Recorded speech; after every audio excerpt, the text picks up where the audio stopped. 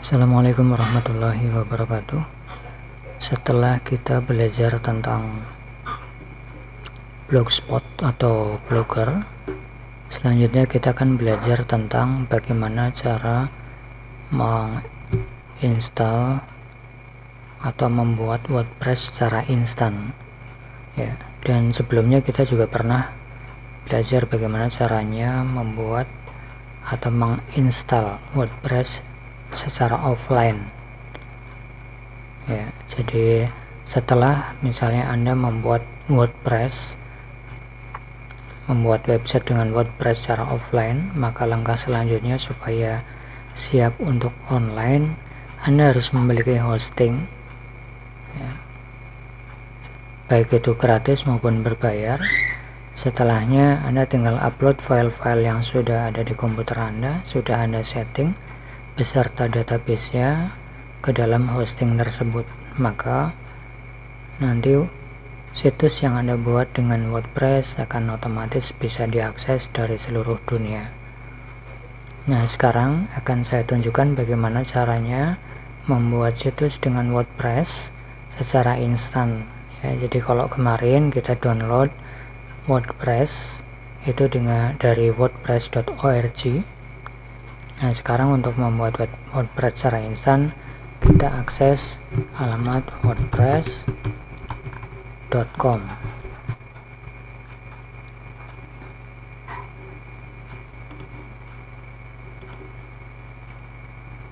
Pastikan kita sudah terhubung dengan internet. Kemudian kita langsung menuju ke ini ya, start your website. Nah, kita akan dihadapkan pada form. Kalau kita sudah memilikinya, tinggal kita login. Kalau belum, kita bisa memasukkan secara manual di sini untuk membuat user daripada WordPress. Tapi Anda juga bisa menggunakan single sign on, menggunakan email Google di sini ya.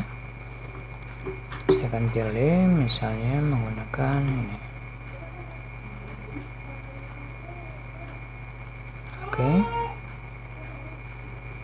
Nah, kemudian kita memilih nama domain dari website yang akan kita bangun. Kalau kemarin yang sudah saya buat di blogger atau blogspot adalah makro fotografi. Misalnya saya akan membuat hal yang sama. Coba saya masukkan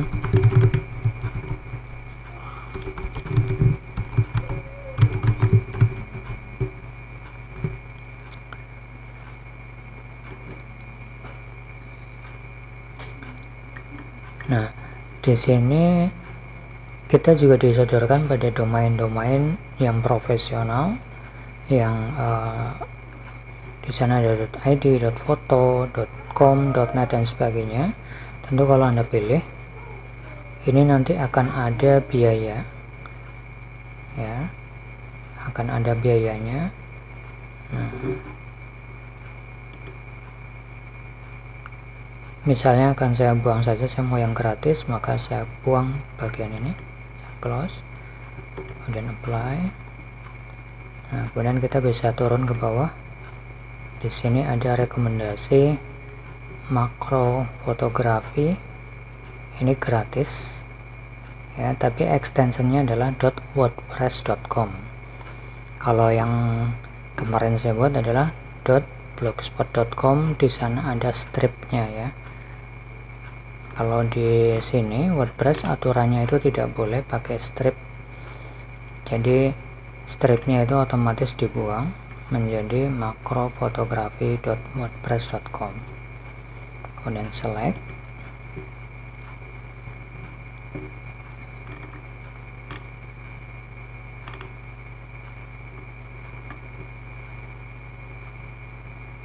kemudian kita juga akan disodorkan pada pilihan hosting ya. Ini ada 44.000 per bulan, 89.000 per bulan. Tentu di sini akan ada fitur-fitur ya, fitur-fitur yang kita bisa lihat. Tentu semakin mahal fiturnya akan semakin lengkap ya, tapi saya akan mencoba untuk pilih yang gratis saja.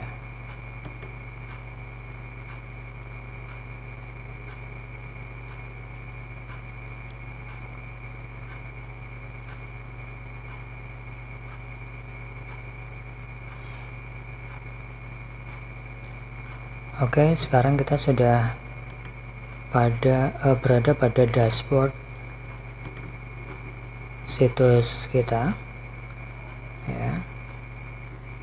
Kemudian di sini akan ada menu-menu banyak ya, seperti ada statistik. Kemudian kalau misalnya kita berubah pengen upgrade dari yang free menjadi berbayar, ini bisa tinggal dipilih saja. Kemudian ada post, ada page, ada media, ada comment, feedback, dan sebagainya ya, banyak sekali. Dan kita akan coba ke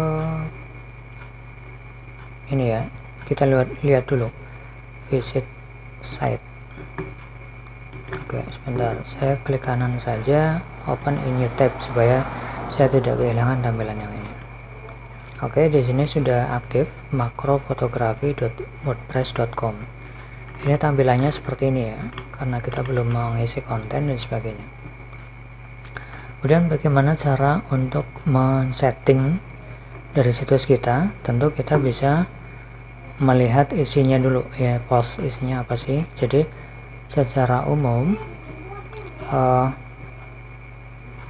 situs default itu sudah ditambahkan contoh dari postingan ya. Nah, ada contoh-contoh postingannya seperti itu. Kalau kita mau edit atau kita mau hapus, bisa-bisa saja, tidak ada masalah.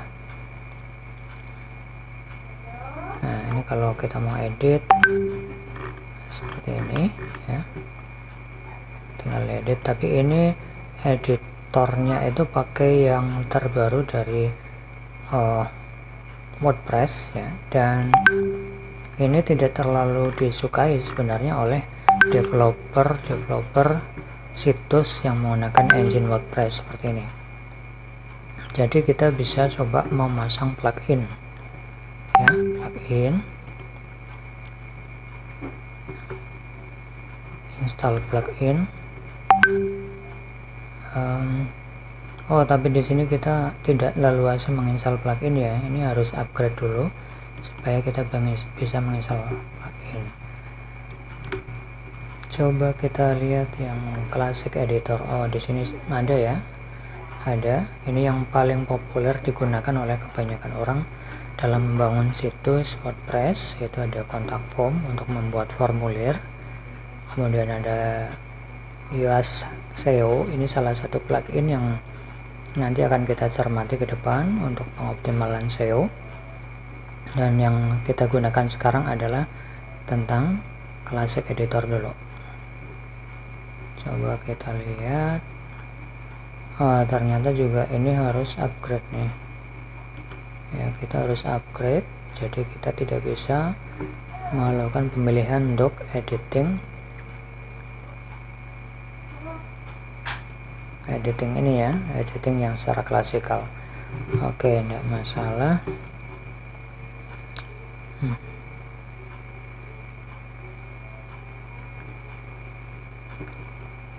Ya, kita coba apa adanya dulu ya. Kalau ya ini namanya free ya, kalau kita free seperti ini memang banyak batasannya, jadi kita nggak bisa secara luasa seperti kita menginstal WordPress secara offline kemudian nanti diupload ke internet ya. Nah, misalnya kita coba isi aja postingannya dulu ya, postingannya, terus nanti paling kita ganti tema coba. Jadi contoh di sini ada ini ya,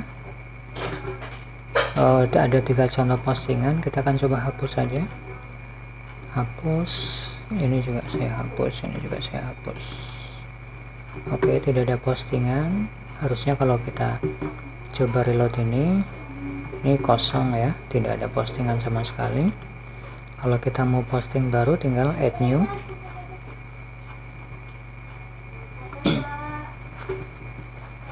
Bisa saja kita membuat 2 website, yang pertama di Blogspot ya, satunya di WordPress, itu nggak masalah. Nanti tinggal dibandingkan mana yang lebih enak menurut Anda, kemudian itu yang diimplementasikan. Atau kita bisa juga garap dua-duanya. Dengan demikian peluang untuk masuk ke dalam mengoptimalkan SEO itu semakin besar. Contoh misalnya saya masukkan jenis fotografi. Nah misalnya gini ya.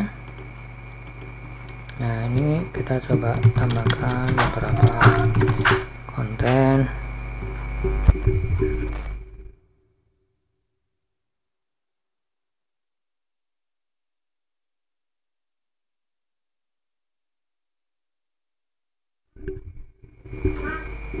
Nah misalnya seperti itu.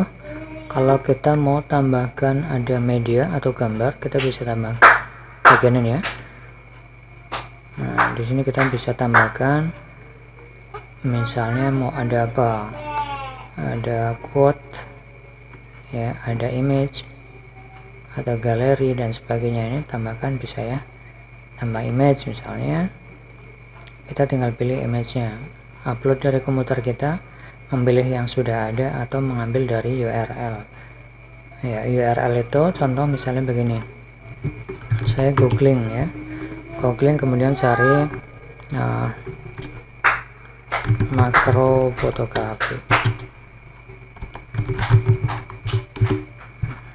Nah ini memang penulisannya saya sengaja tidak menggunakan ejaan Inggris secara benar ya, jadi supaya tentu kalau kita memilih tulisan yang sesuai dengan bahasa Inggris yang benar, maka ini tidak akan tersedia ya, karena pasti itu sudah dipakai orang lain. Maka saya pakai makro fotografi biasa seperti ini. Kalau tulisan yang benar harusnya seperti ini ya, makro fotografi. Oke, kita coba lihat ini. Di sini ada beberapa contoh.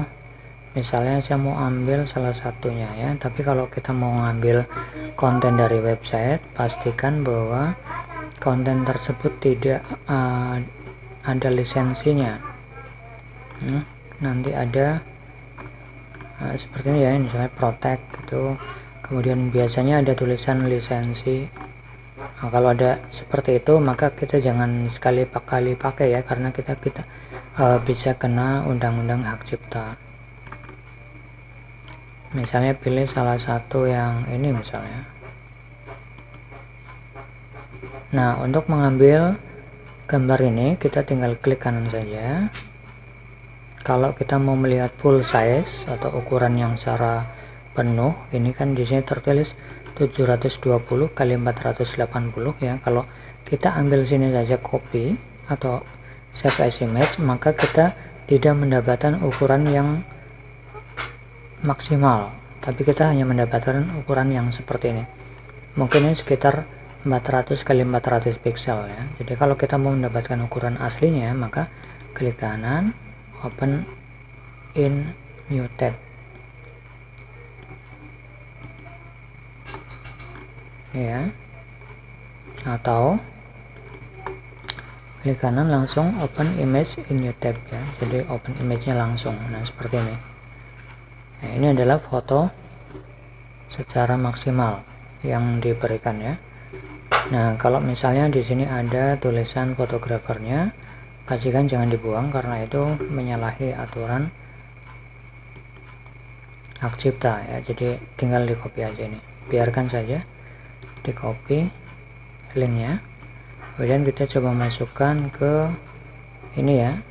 Kalau kemarin kalau upload biasa lah ya, ini tinggal pilih filenya kemudian dimasukkan. Select image adalah kita mencari dari galerinya. Kalau nggak ada, kita nggak bisa menampilkan itu ya, atau bisa kita hubungkan ke Google Foto juga bisa. Nah kali ini kan saya tunjukkan bagaimana caranya menginsert dari URL. Contoh misalnya akan saya terapkan di bagian awal, insert from URL. Nah pastekan di sini. Oke. Nah masuk ya. Nah ini kalau misalnya tadi ini aneh sekali, harusnya ketika kursor taruh sini gambarnya akan otomatis di atas ya, tapi kalau dia nggak mau, kita tinggal tarik aja. Oh ternyata nggak mau juga. Nah berarti editornya kurang bagus nih.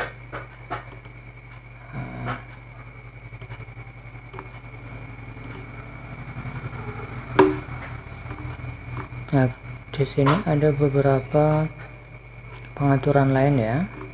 Misalnya kita mau bikin oval seperti ini, sedikit oval ya, bisa seperti itu. Oh, ini sini untuk menaruh gambar itu di atas atau di bawah, taruhnya seperti ini. Di sini ternyata ada menu move up atau move down. Ini nggak bisa di drag and drop lebih fleksibel, nggak bisa. Oke, contoh seperti ini ya. Kita kemudian launch, kemudian kita coba lihat kenapa ini, sorry.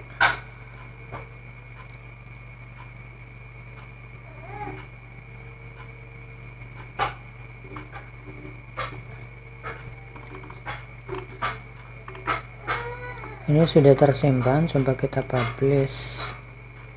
Oh ya, tadi harusnya publish ya, bukan launch. Kita publish, kemudian kita coba lihat hasilnya di sini.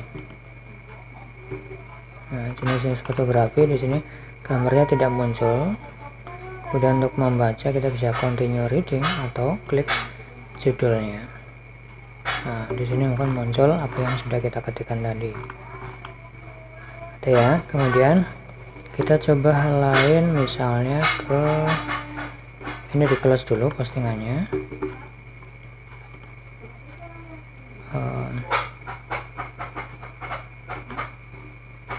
Kembali lagi. Kalau kita mau atur kategori juga di sini bisa seperti ini ya. Kalau default kan dia uncategorized. Nah, kita coba edit kategorinya, misalnya kategori foto. Gitu. Kita bisa tambahkan deskripsinya, atau kita biarkan saja juga nggak ada masalah. Kalau kita mau tambahkan kategori lain, kita bisa tambahkan add new kategori ya. Kemudian kita juga bisa menambahkan hashtag atau tag di sini ya. Dan apa yang tadi kita sudah publish, nanti kalau dia upload ya, maka dia akan muncul ke dalam ini ya, ke dalam media kita. Kemudian page ini adalah halaman-halaman yang jarang diupload ya, seperti kayak blog, about, kontak, kayak gitu ya. Kalau kita mau edit itu ya, coba lihat kontak. Nah, tentu kontak isinya cuma kayak gini, atau about seperti ini ya. Nah, kita coba bisa setting ke page, all page. Nah, di sini kita bisa rubah nih. Tadi tentang about, kita coba klik.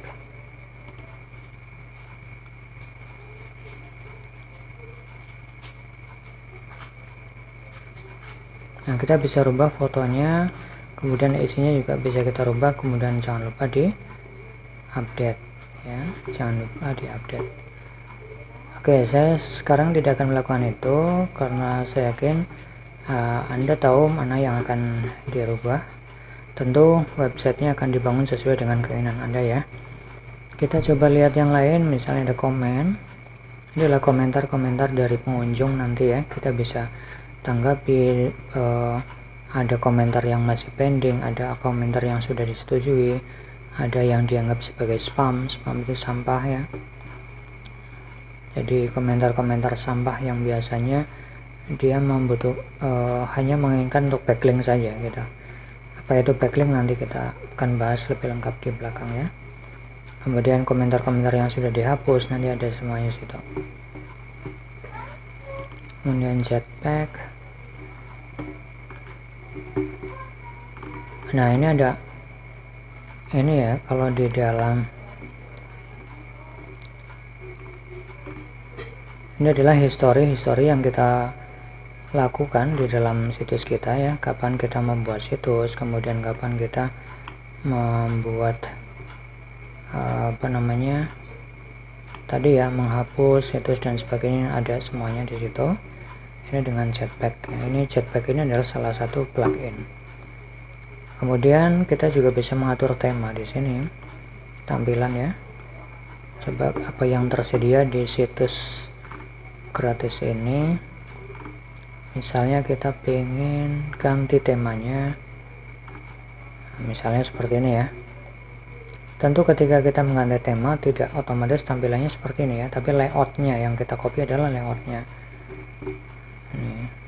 Jadi kalau posisi sekarang itu adalah ini yang aktif ya, yang aktif. Kalau kita mau ganti tinggal klik activate ya.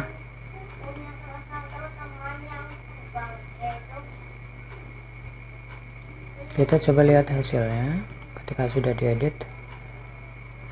Oke, masuk ke home, tidak banyak berubah. Di sini bisa edit homepage, edit bagian depannya bisa dirubah-rubah. Nah, ini bisa dirubah ya bagian depannya. Kita bisa tambah ya, ada widget ya, ada gambar dan sebagainya, itu bisa ya. Oke, kita coba cari yang lain, misalnya ini activate red hill. Oke, kita coba lihat hasilnya.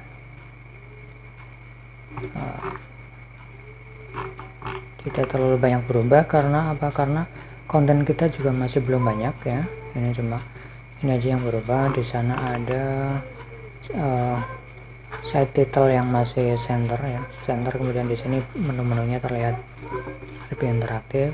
Dan untuk merubah site title ini atau judul dari situsnya, tentu kita bisa merubahnya di bagian setting ya. Setback bagian setting general. Nah, di sini ya site title-nya. Misalnya tadi tentang makro fotografi, berarti tinggal diedit saja.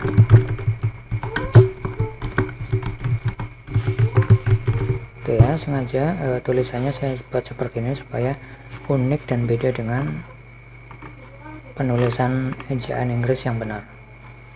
Oke, kemudian simpan. Kita coba lihat, ini berubah atau makro fotografi, dan ini juga sama berubah. Oke, tentu ini tidak so fleksibel ketika kita install di offline atau ketika kita install WordPress-nya di hosting yang benar-benar berbayar ya. Jadi memang agak sedikit terbatas, karena kayak tadi kita mau menggunakan beberapa template atau plugin itu juga harus di-upgrade dulu. Ya, tapi intinya bahwa di sini kita sudah berhasil menciptakan subdomain dari WordPress, yaitu contoh di sini adalah makro fotografi. Ya, nah kemarin kita juga sudah membuat contoh dari blogspot ya yang kita buat.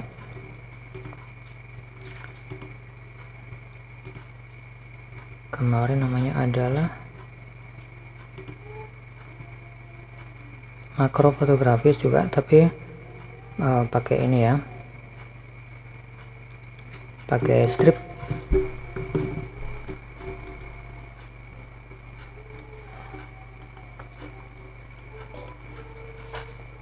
Untuk melihatnya kita bisa klik bagian ini ya. Di sini akan ada kita sudah berhasil ya tadi yang membuat makro fotografi blogspot.com, dan satunya adalah makro fotografi.wordpress.com. Nah, nanti tinggal Anda terserah mau pakai yang mana, baik menggunakan WordPress yang ini atau menggunakan blogspot yang ini, silakan ya. Mana yang lebih enak menurut Anda untuk diimplementasikan. Tapi saya belum bisa menggambarkan secara jauh tentang settingan-settingan yang bisa kita optimalisasikan ya, yang kita bisa optimalkan untuk SEO di blogspot ya. Nanti akan kita pelajari.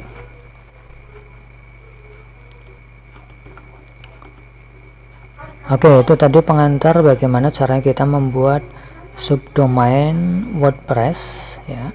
Tentu ini gratis ya, baik yang kita sudah buat di blogspot maupun WordPress itu gratis. Nah, ini menjadi salah satu alternatif pilihan minimal untuk nanti ke depan untuk pengerjaan tugas akhir Anda ya. Jadi minimal Anda membuat situs gratis seperti ini ya, baik itu berekstensi WordPress maupun berekstensi Blogspot gitu. Untuk settingan lebih lanjut tentang bagaimana cara setting WordPress sudah saya buatkan video lengkapnya, nanti insya Allah akan saya tambahkan di deskripsi atau di akhir video ya, ada playlistnya. Oke, itu tadi kita sudah belajar bagaimana caranya menginstal content management system. Dalam hal ini adalah engine daripada Blogspot ya, Blogspot dan WordPress. Mudah-mudahan bermanfaat. Saya akhiri. Assalamualaikum warahmatullahi wabarakatuh.